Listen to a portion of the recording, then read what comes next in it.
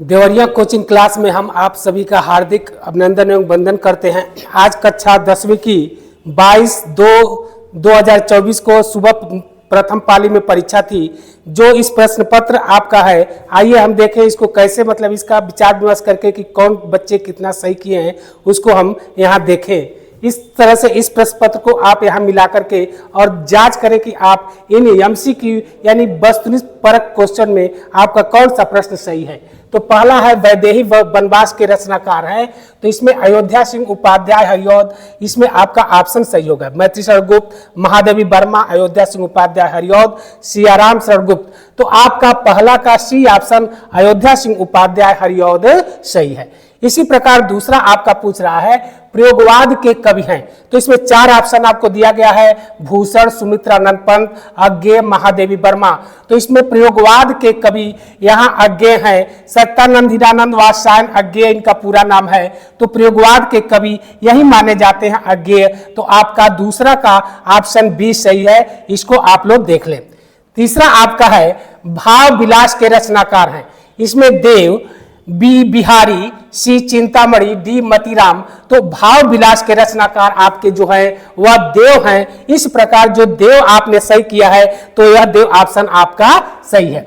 Next आपका है छत्रसाल दशक किसकी रचना है। तो छत्रसाल दशक सब लोग जानते हैं कि यह महाकवि भूषण की रचना है। इस प्रकार से चौथा का सी ऑप्शन सही होगा, महाकवि भूषण की यह रचना है। तो यह जिस छात्रों ने महाकवि भूषण लिखा होगा उनका यह सही होगा।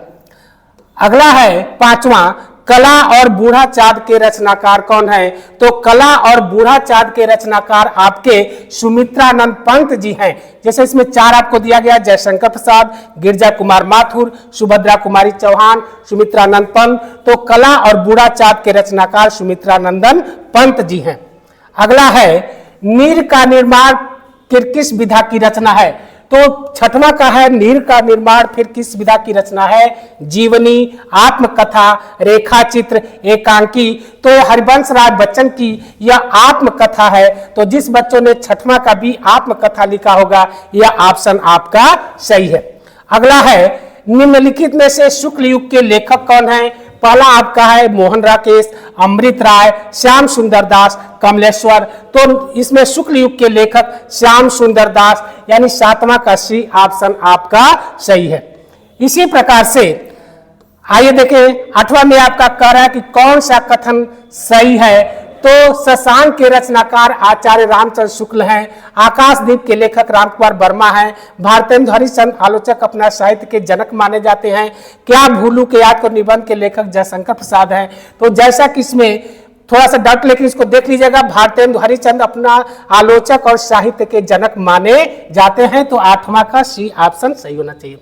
अगला है परीक्षा गुरु किस विधा की रचना है। तो परीक्षा गुरु आत्मकथा, बी आपका है एकांकी, सी है उपन्यास, डी है रेखा चित्र। तो परीक्षा गुरु आपका उपन्यास है। इस प्रकार से 9वां का सी ऑप्शन आपका सही है। तो जिन छात्रों ने 9वां का सी लिखा होगा वह उनका सही है। अगला है बाण भट्ट की आत्मकथा के रचनाकार हैं जयशंकर प्रसाद, बी हजारी प्रसाद द्विवेदी, सी रागे राघव और डी धर्मवीर भारती। तो आपका यह जिसने लिखा होगा बाण भट्ट की आत्मकथा के रचनाकार हजारी प्रसाद द्विवेदी जी हैं। तो यह आपका 10वां का बी ऑप्शन सही है। अब आइए देखें रस के कितने अंग होते हैं। रस के 4 अंग होते हैं, यानी रस के 4 अंग, यानी जिसका भी होगा अस्थाई भाव, विभाव, अनुभाव और संचारी भाव के योग से रस की निष्पत्ति होती है। इस प्रकार जो पूछ रहा है कि रस के कितने अंग होते हैं, तो रस के 4 अंग होते हैं। तो इसका जो 4 लिखा होगा वह उसका सही होगा।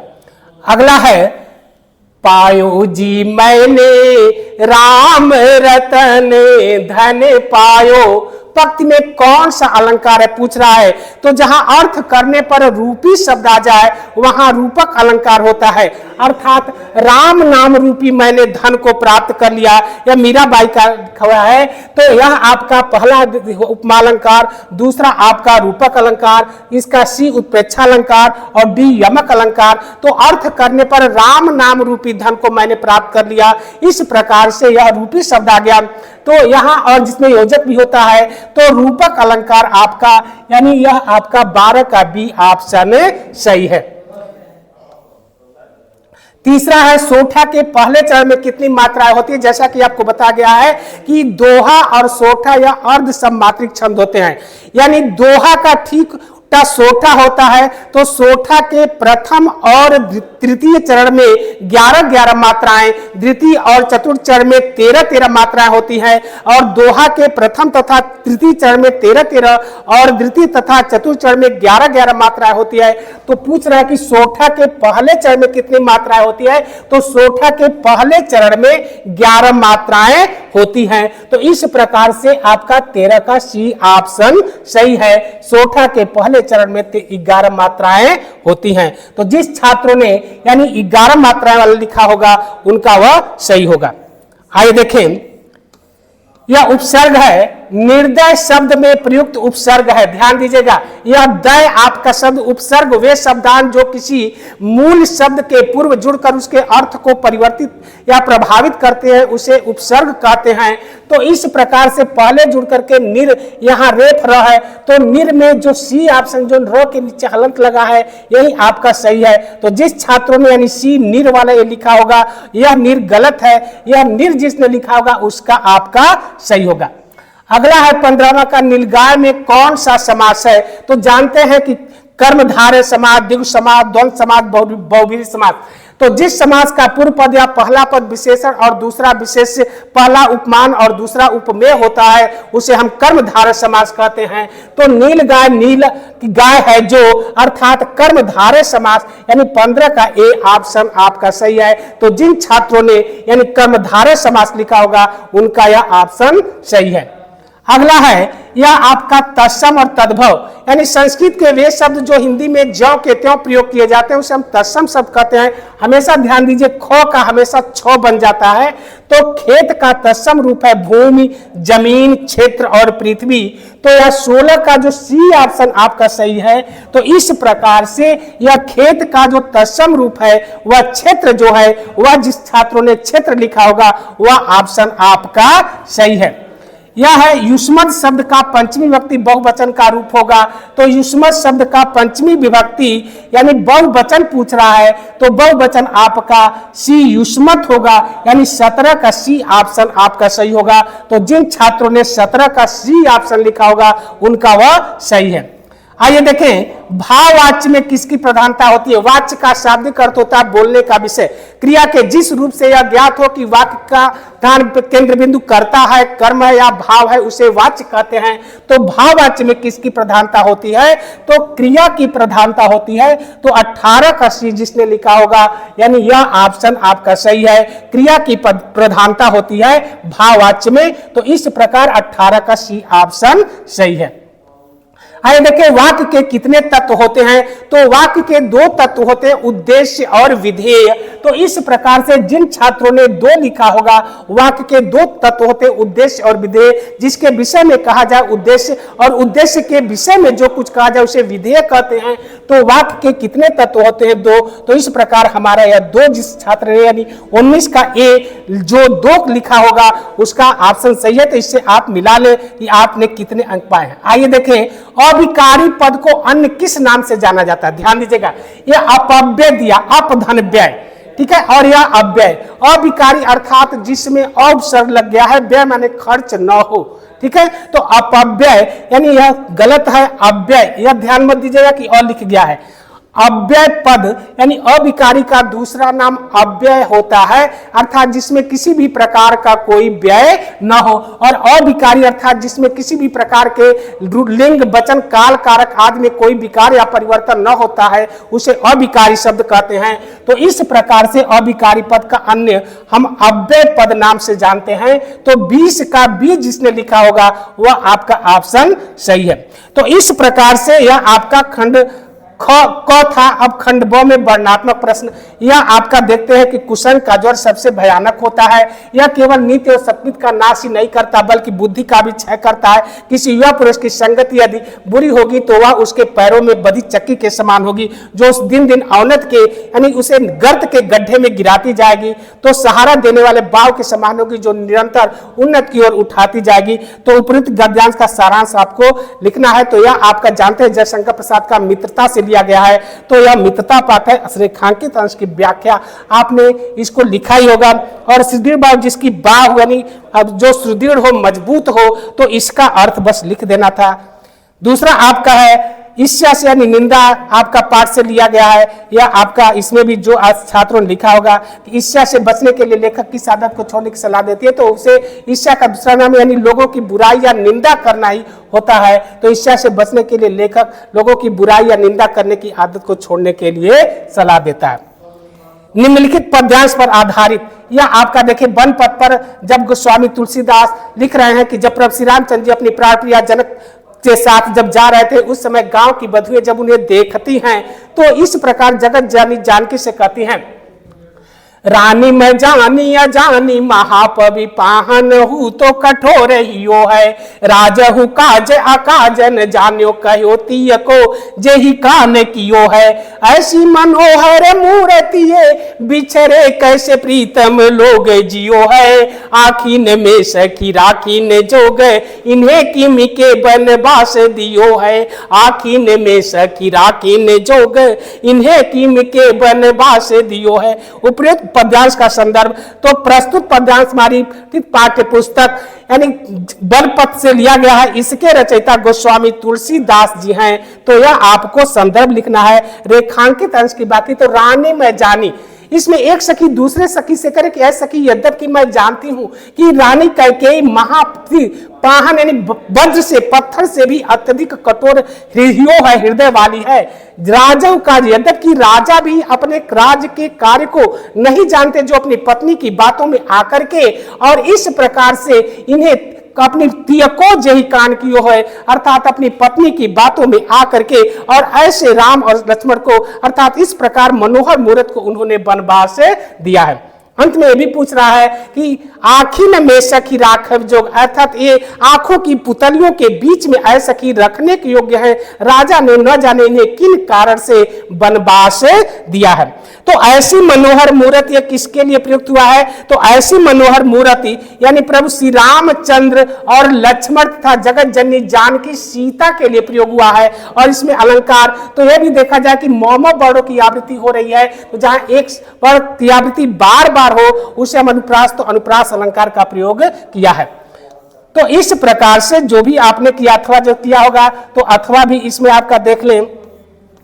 फिर आपको दिया गया है यह आपका संस्कृत गद्य किसी एक का संदर्भ सहित। तो प्रस्तुत गद्यांश हमारी पठित पाठ्य पुस्तक संस्कृत परिचायिका के वाराणसी पाठ से उद्घृत है। बस यही लिख देख करके और फिर अनुवाद अर्थ लिखना, 2 नंबर बस इसी पे मिल जाएगा। 3 नंबर आपका है वाराणसी प्राचीन कालदेव गेह गेह विद्या दिव्य ज्योति दोते अध्यानपी अत्र संस्कृत वाग्धारा सत्यम प्रवहति जना नाम ज्ञानश्च वर्धयति अत्र अनेके आचार्य मूर्धना विद्या सब वैदिक वाग्मस्य अध्ययन अध्यापने च इदानी निरता न केवल भारतीय अपितु वैदेशिका गिरिवाड़ वाड़या अध्ययनाय अत्र आगच्छन्ति निःशुल्कम च विद्या गृह्णन्ति। अर्थात वाराणसी पाठ से लिया गया है।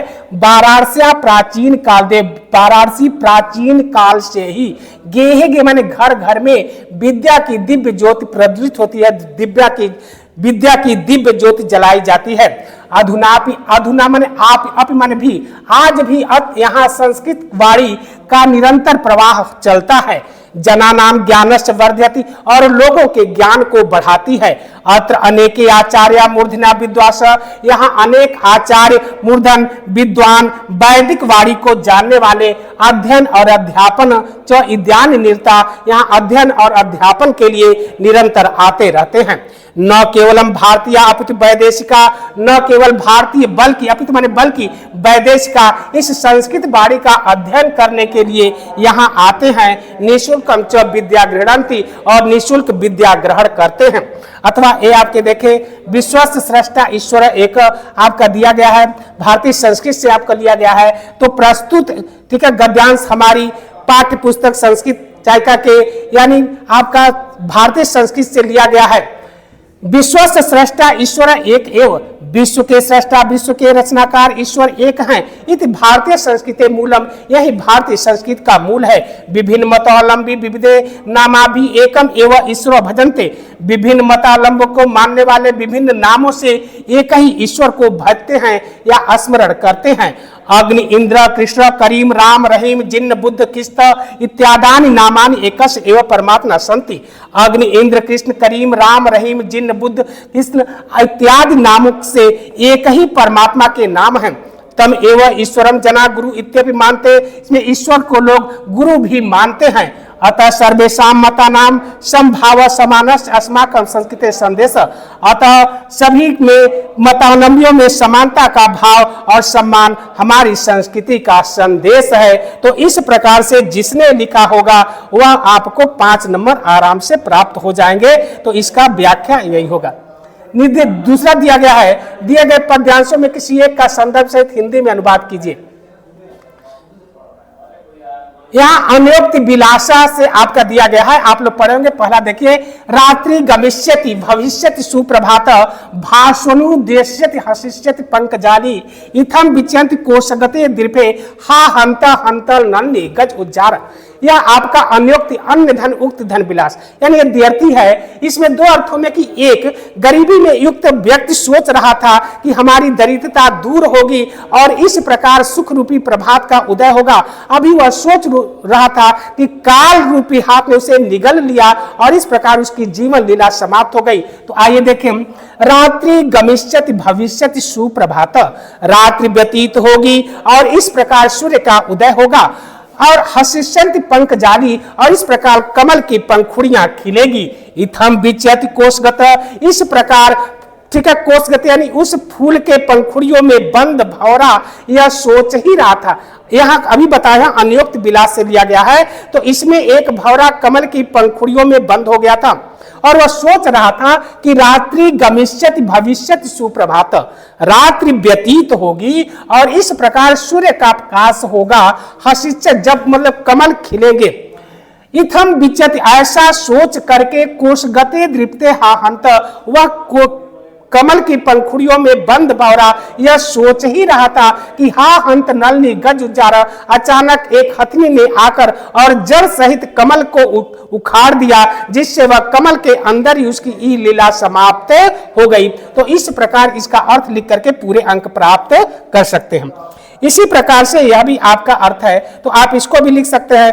नेक्स्ट आपका दिया गया है, इसी से देवरिया जिले के छात्रों के लिए मेवाड़ मुकुट खंडकाव्य के लक्ष्मी सर की कथा संक्षेप आप लिखे ही होंगे। तो जिन छात्रों ने इसको लक्ष्मी सर कथा लिखा होगा तो उसमें यहाँ दौलत का उन्होंने चरित्र चित्र करने के लिए कहा है। तो मेवाड़ मुकुट खंडकाव्य के आधार पर दौलत का जिन्होंने चरित्र चित्र किया होगा इसमें से दोनों को करना है। तो इस प्रकार से आपको इसको जिसने लिखा होगा उस पर आपको नंबर प्राप्त होंगे। तो केवल आपको मेवाड़ मुकुट से ही प्रश्न हल करने हैं। नेक्स्ट आपका है, यहाँ किसी एक लेखक का जीवन बताया गया था कि पद्मलाल पुन्नालाल बख्शी जयशंकर प्रसाद का याद कर लीजिए। तो निश्चय ही आपको जयशंकर प्रसाद या पद्मलाल पुन्नालाल बख्शी को बार बार कहा जा रहा था। तो आप इसको पढ़ेंगे तो जिन्होंने इसको लिखा होगा वह अच्छे से इसको नंबर प्राप्त करेंगे। नेक्स्ट आपका है, रचना का उल्लेख करते हुए किसी एक कवि का जीवन परिचय देते उनकी प्रमुख रचना का उल्लेख कीजिए। सूरदास मैत्री सरगुप्त बार बार कहा जाता था। सूरदास और गोस्वामी तुलसीदास पर लिखा करिए। तो निराकार निर्गुण सत्ता को जब जग समझ न पाया, रूप माधुरी लिए कृष्ण का सूर महाकवि आया। वर्ण विषय जिसकी कविता का ब्रज का नटनागर है, कविता हुई विलीन ज्ञान की वही सूर सागर है। तो इनका 1478 में को रुनकता के सिही नामक ग्राम में हुआ था। यह जन्मांध नहीं थे ऐसा कहा जाता, क्योंकि जिस प्रकार इन्होंने भगवान कृष्ण का इन्होंने बाल लीला का वर्णन किया है वैसा कोई अंधा नहीं कर सकता है। बलभाजा जी के शिष्य थे। इस प्रकार लिख करके इनकी रचनाएं सूर साहित्य लहरी, ठीक है, सूर सरावली, सूर सागर, तो इनकी जो भी रचनाएं पूछ रहा है किसी 2 रचनाओं का उल्लेख कर देना है, तो इसमें आपको नंबर प्राप्त हो जाएंगे। इसी प्रकार से आपको ये संस्कृत से प्रश्न पूछे गए हैं कि सर्वे यात्रियों को दृष्टवासन, यानी सभी यात्रियों ने किसको देखकर हंसा, तो सर्वे यात्रियों यानी नागरिका दृष्टवा आसन, क्योंकि नागरिक ने जब उस ग्रामीण का प्रश्नों का जवाब नहीं दे पाया तब वहां पर सभी यानी यात्री उसको देख करके हंसने लगे। तो सर्वे यात्रियों का दृष्टवा आसन, तो सर्वे यात्रियों यानी नागरिका दृष्टवा आसन जिसने लिखा होगा तो यह जाएगा।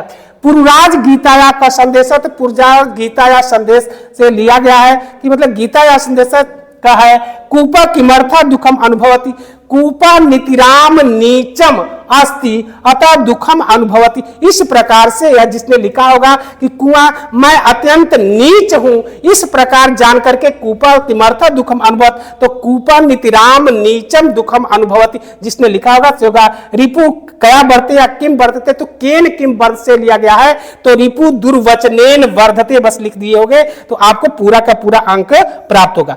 बाकी आपका निबंध है, निबंध को आप जिस छात्रों ने अच्छा निबंध दिया है, नारी सशक्तिकरण, स्वच्छ भारत अभियान, छात्र और अनुशासन, तो यह तीनों टॉपिक अच्छा है। जिन छात्रों ने इसको सच्चे ढंग से लिखा होगा निश्चित ही उनको पूरे अंक प्राप्त होंगे। तो इस प्रकार से आप जो प्रश्न आपको हल कराए गए हैं उससे एक बार आप मिलान कर ले कि कितने प्रश्न आपके सही हैं। बाकी आपको अगले